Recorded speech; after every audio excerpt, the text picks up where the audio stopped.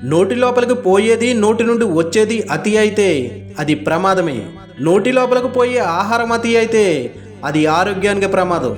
నోటి నుండి బయటకు వచ్చే మాట అతి అయితే అది సమాజంలో ప్రమాదం.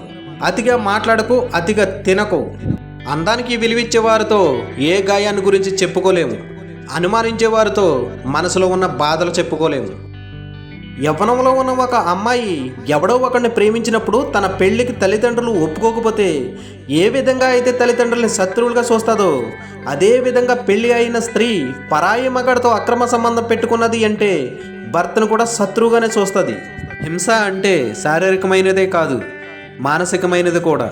శారీరకమైన హింస వల్ల కలిగే బాధ ఆ గాయాలు నయం అయ్యే వరకు మాత్రమే ఉంటుంది. కానీ మానసిక హింస వల్ల కలిగే బాధ సచ్చే వరకు ఉంటుంది. తను చేసే పనిని ప్రేమించలేనివాడు ఆ పని నుండి ఎప్పుడూ విశ్రాంతి కోరుకుంటాడు.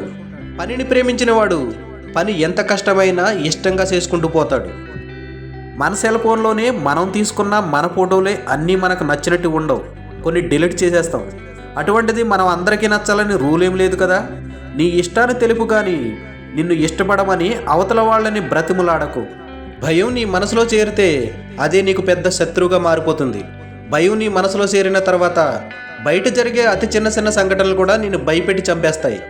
ప్రతి మనిషి జీవితంలోనూ మంచి చెడులు రెండూ ఉంటాయి.